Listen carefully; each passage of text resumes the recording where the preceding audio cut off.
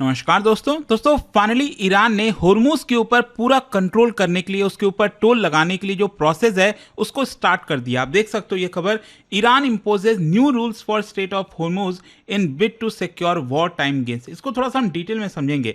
मतलब Iran exactly क्या करने जा रहा है। जैसे मान लो अगर भारत के शिप को इराक से होते हुए यहाँ पर भारत आना है तो उस केस में स्टेट ऑफ होर्मुज पर उसको क्या परमिशन लेनी होगी, क्या वो वहां से गुजर पाएगा, नहीं गुजर पाएगा, प्रोसेस क्या होगा, वो सब कुछ मैं आपको डिटेल से बताऊंगा। चलिए आगे बढ़ते हैं, लेकिन उससे पहले आप सबको बता दूं कि स्टडी आईक्यू पर अगर आप कोई भी यूपीएससी का कोर्स लेते हो 15 मई तक आपको एक्स्ट्रा डिस्काउंट के साथ साथ डबल वैलिडिटी सारे कोर्सेज में दी जा रही है। और हमारे जो यूपीएससी के बैचेस होते हैं उसमें प्रीलिम्स, मेंस, इंटरव्यू के साथ साथ 1000+ आवर्स की live classes, 1-to-1 mentorship, mains residential programme, बहुत कुछ है। और भी अगर आपको जानकारी चाहिए, कोई प्रॉब्लम है, ये फोन नंबर दिया, आप इस पे कॉल करिए and use this code Ankit live maximum discount के लिए।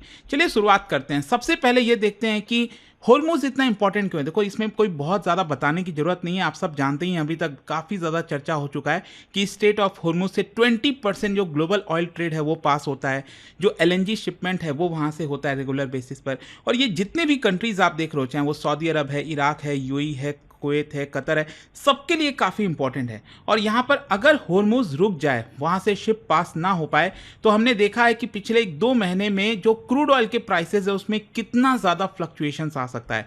आपको याद होगा वॉर स्टार्ट होने के पहले जो क्रूड ऑयल के प्राइसेस थे वो $60 के करीब थे, लेकिन उसके जस्ट बाद आप देख सकते हो अचानक से जो प्राइस हाइक हुआ, मतलब यहाँ पर जो क्रूड ऑयल के प्राइसेस में उछाल आई, ये कभी ऊपर जा रहा था $110, $120, फिर कभी नीचे, फिर अचानक से ऊपर, और फिर अचानक से पता चलता है कि सीज फायर लग गया है तो ये फिर से $90 के करीब आया, लेकिन वापस ही ऊपर बढ़ने लग गया। कहने का मतलब यह है कि अभी तक श्योरिटी नहीं हो पा रही है कि जो पूरा वॉर है वो कब एंड होगा, कब यहाँ पर स्टेट ऑफ होर्मुज पूरी तरह से खुल पाएगा। लेकिन अगेन यहाँ पर समझने वाली बात यह है कि यहाँ पर गेम अब हमेशा के लिए चेंज हो चुका है।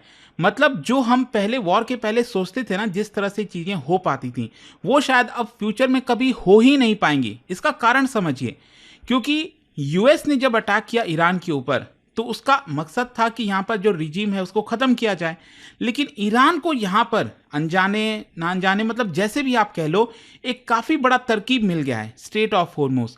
वो समझ गया है कि अगर स्टेट ऑफ होर्मुज पर पूरा कंट्रोल आ जाए तो चाहे वो उसके ऊपर सैंक्शंस लगे, कुछ भी हो, वो अब अपनी आगे की जर्नी आसानी से तय कर पाएगा। अब क्वेश्चन ये आता है कि ईरान का ये जो होर्मुज टोल सिस्टम है वो है क्या। लेटेस्ट डेवलपमेंट के हिसाब से बताया जा रहा है कि अब ईरान इनफॉर्मल मिलिट्री इंटिमिडेशन से फॉर्मल एडमिनिस्ट्रेटिव कंट्रोल की तरफ जा रहा है। मतलब अभी तक हो क्या रहा था कि कोई भी अगर शिप वगैरह यहाँ से गुजर रही थी तो ईरान उसके ऊपर अटैक कर दे रहा था, तो कोई भी शिप गुजरना नहीं चाहता था। मतलब कहीं ना कहीं इंटरनली कुछ बात होती होगी, जैसे मान लो भारत सरकार ने ईरान से बातचीत की, कहा कि भाई ये शिप हमारे लिए बहुत इंपॉर्टेंट है, उसको जाने दो, तो मे भी शायद उस तरह से शिप पास हो रहे थे, बड़ी मात्रा में शिप वहाँ से नहीं हो पा रहा था। तो अभी तक क्या था कि मिलिट्री इंटिमिडेशन चल रहा था, लेकिन अब यहाँ पर formal administrative control state of Hormuz के ऊपर आने वाला है। और यहां पर होगा क्या कि अगर किसी भी शिप को इससे गुजरना हो तो उसको परमिशन अप्लाई करना होगा, एक फॉर्म भरना होगा ईरान से, और साथ ही साथ ट्रांजिट डिटेल्स उसके अंदर फिल करने होंगे, और हो सकता है उसके बाद एक टोल पे करना होगा, and then it will be allowed to pass. कोई भी शिप तभी यहाँ से पास हो पाएगा। और इसको करने के लिए ईरान ने एक अथॉरिटी बनाने का निर्णय लिया है कि एक नया इंस्टीट्यूशन होगा जिसका नाम होगा PGSA, that is Persian gulf state authority. और ये जो बॉडी है, बताया जा रहा है कि ये ट्रांजिट परमिट को मैनेज करेगी, जो शिपिंग अप्रूवल्स है उसको कोऑर्डिनेट करेगी, जो टोल कलेक्शन है उसको हैंडल करेगी, जो शिपिंग फॉर्म्स है उनके साथ कम्युनिकेट करेगी, जितना भी कुछ करना है ना, जो IRGC है उनके साथ कोऑर्डिनेशन, ये सब कुछ इस नई अथॉरिटी के द्वारा किया जाएगा। एंड ये क्रूशल इसीलिए हो जाता है क्योंकि ईरान जो है वो अपनी लेजिटिमेसी, ब्यूरोक्रेसी, परमानेंस, ये सारी चीजें स्टैब्लिश करना चाहता है, उसको क्रिएट करना चाहता है। इंस्टेड ऑफ अपियरिंग कि देखो हम तो पायरेट्स हैं, क्योंकि इस तरह की चीजें कौन करता है, पायरेट्स करते हैं, शिप को पकड़ लेना, फिरौती लेना, पैसे ले लेना। तो यहां पर ईरान जो है वो दिखाना चाह रहा है कि हम एक सॉवरेन रेगुलेटर हैं, मतलब एक इंस्टीट्यूशन बनाकर वो दिखाना चाह रहा है कि हम एक सॉवरेन कंट्री हैं, हम उसको रेगुलेट करेंगे और आपको हमसे परमिशन लेनी होगी अगर यहां से शिप ले जानी है। अच्छा, ये जो पूरा परमिट प्रोसेस है वो वर्क कैसे करेगा एक बार मैं आपको बताता हूँ। यहाँ पर अगर मान लो कोई शिप है, जैसे भारत का शिप है, वो आपका कतर से गैस लेकर जो है स्ट्रेट ऑफ हॉर्मुज से पास होना चाहता है, तो यहाँ पर उसको फॉर्म फिल करना होगा। उस फॉर्म के अंदर बताया जा रहा है टोटल 40 क्वेश्चंस होंगे, जैसे कि ओनरशिप को लेकर कि ये जो शिप है, वेसल है, वो किसके द्वारा ओन किया जाता है। कहीं ऐसा तो नहीं है कि वो यूएस का वेसल है, यहाँ पर यूएस और इजरायली लिंक तो नहीं है उसके साथ, तो उसके अंदर वो फिल करना होगा। फिर उस कार्गो में क्या क्या चीज़ें हैं, ऑयल है, एलएनजी है, मिलिट्री गुड्स है क्या एग्जैक्टली वो बताना होगा। क्रू इन्फॉर्मेशन देनी होगी, नेशनैलिटीज़ कौन है, मतलब उसके अंदर जो वर्कर्स हैं, क्रू मेंबर्स हैं, वो कौन से देश से बिलोंग करते हैं, कहीं वो यूएस के तो नहीं है। यहाँ पर आइडेंटिटीज़ जो है रिवील करनी होगी, सिक्योरिटी डिटेल्स देना होगा। फिर इसके अलावा इंश्योरेंस, मतलब कोई भी शिप दुनिया में जो चलती है ना, वो बिना इंश्योरेंस के चलती ही नहीं है, क्योंकि बड़ा खतरा होता है, आप इंश्योरेंस लेते ही हो। तो यहाँ पर कौन सा इंश्योरेंस कवर है उस शिप का, वेस्टर्न सैंक्शंस एक्सपोजर कोई तो नहीं है, और साथ ही साथ रूट डिटेल्स, मतलब स्ट्रेट ऑफ हॉर्मुज से जब वो शिप जाएगी तो क्या वो गुजरात के पोर्ट पर जाएगी या फिर कहीं चाइना जाएगी या फिर सिंगापुर या फिर अमेरिका तो नहीं चली जाएगी, है क्या, मतलब कहाँ पर जाने वाली है वो शिप। और इसी को देखते हुए फाइनली ईरान जो है वो पैसेज को अप्रूव कर सकता है, उसको डिनाई कर सकता है, डिले कर सकता है, एडिशनल कंडीशंस मांग सकता है। तो बहुत सारी चीज़ें, इस तरह के फॉर्म्स जो हैं वो फिल करने होंगे हर एक शिप को जो स्ट्रेट ऑफ हॉर्मुज से पास होगा।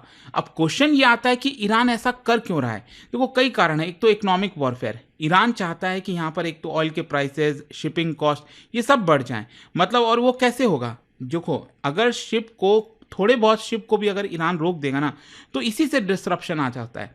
क्योंकि अगर पता चलता है, मान लो बाकी के शिप को, कि एक शिप वहाँ से गुजर रहा था, जैसे मान लो आप रोड पर कहीं ट्रिप पर जा रहे हो और पता चल जाए 10 किलोमीटर पहले कि भाई वहाँ से जब आप क्रॉस करोगे तो बहुत बड़ा खतरा है, वहाँ पर किसी ने गोली चला दी है, मार दिया है, तो आपको क्या लगा, आप जाओगे उस रास्ते पर, नहीं जाओगे, अवॉइड करोगे। तो सेम चीज़ यहाँ पर भी होता है कि एक शिप को भी अगर उसने उड़ा दिया, अगर ख़त्म कर दिया, डिस्ट्रॉय कर दिया ईरान ने, तो इतना बड़ा पैनिक हो जाता है कि कोई भी शिप वहाँ से गुजरना नहीं चाहेगा, और इसी की वजह से ऑयल प्राइसेस बढ़ जाएंगे, शिपिंग कॉस्ट, सब कुछ बढ़ जाएगा। फिर दूसरा कारण है पॉलिटिकल लीवरेज, मतलब आप सब जानते हो कि इस समय यूएस ईरान के बीच में बैक चैनल के थ्रू जैसे भी कुछ ना कुछ नेगोशिएशंस हो रहा है, तो उसमें उसके पास एक बार्गेनिंग पावर आ जाएगी। इसकी वजह से मैसेज यही है कि you can not isolate Iran while depending on gulf oil. आप ये सोचो कि गल्फ का जो ऑयल है वहाँ से ले जाओ और ईरान को आप आइसोलेट कर दो, तो ऐसा हम होने नहीं देंगे, ये ईरान दिखाना चाहता है। और तीसरा स्ट्रैटेजिक रिकॉग्निशन, ईरान चाहता है कि दुनिया इनडायरेक्टली उसको एक्सेप्ट करे, जो ईरान की अथॉरिटी है हॉर्मुज के ऊपर, ईरान का जो सिक्योरिटी रोल है गल्फ में, मतलब ये सब कुछ दुनिया रिकॉग्नाइज करनी चाहिए। अगर ग्लोबल शिपिंग कंपनीज कंप्लाई करती हैं तो ईरान को अपने आप में एक डी फैक्टो लेजिटिमेसी मिल जाएगी। फिर यहाँ पर अमेरिका का जो सैंक्शन है ना, उसका कोई वर्थ नहीं रहेगा।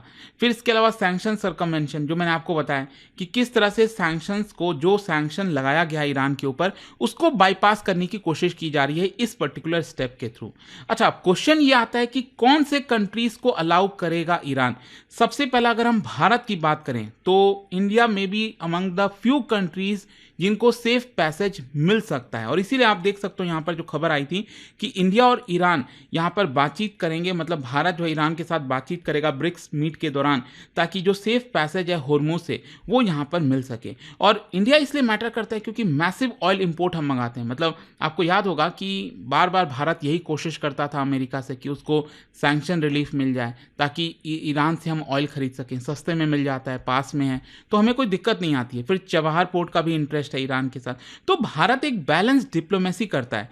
ईरान जो है वो, उसको भी लगेगा कि भाई अगर भारत हमसे ऑयल खरीदेगा तो एक लॉन्ग टर्म सस्टेनेबल बेसिस पर उसको रेवेन्यू मिल सकता है, और भारत तो ऑयल मंगाता ही है, तो क्यों ना हम ईरान से मंगा लें। तो इसकी वजह से भारत के पास वो कहीं ना कहीं लिवरेज है, जिसकी वजह से हम यहाँ पर ज़्यादा फ़ायदा उठा सकते हैं। फिर इसके अलावा चाइना को भी, चाइना तो एकदम परम मित्र है इस समय ईरान का, बहुत सारे हथियार वगैरह, चाहे वो डेटा हो गया, सब कुछ जो है चाइना ने दिया है। रशिया भी एक प्रकार से काफ़ी मदद करता है, पाकिस्तान के साथ भी ठीक ठाक बातचीत है, तो वो भी अलाउ होगा। मलेशिया, थाईलैंड, फिलीपींस, ये कुछ ऐसे कंट्रीज़ हैं जो अलाउ होंगे। कौन से कंट्रीज़ प्रॉब्लम फेस करेंगे? वो कंट्रीज़, वो शिप स्पेशली जो यूएस के साथ लिंक्ड हैं, जो इजरायली लिंक्ड शिपिंग है, और वो स्टेट जो ईरान के खिलाफ लड़ रहे हैं। यूरोप में अगर कोई देश है जो ईरान के साथ नहीं है, वो ईरान के खिलाफ बयान दे रहा है, तो मे भी शायद ईरान उस कंट्रीज से रिलेटेड जो शिप्स हैं उनको पैसेज डिनाई कर सकता है, और पोटेंशियली इसकी वजह से US, Israel, UK defence linked shipping हो गया, नेटो लिंक्ड कार्गो ऑपरेटर्स हो गए, वो उनको यहाँ पर डिनाई कर सकता है। तो फाइनली आप कह सकते हो ये जो भी सिचुएशन क्रिएट हुआ है, it is basically emerging multipolar order.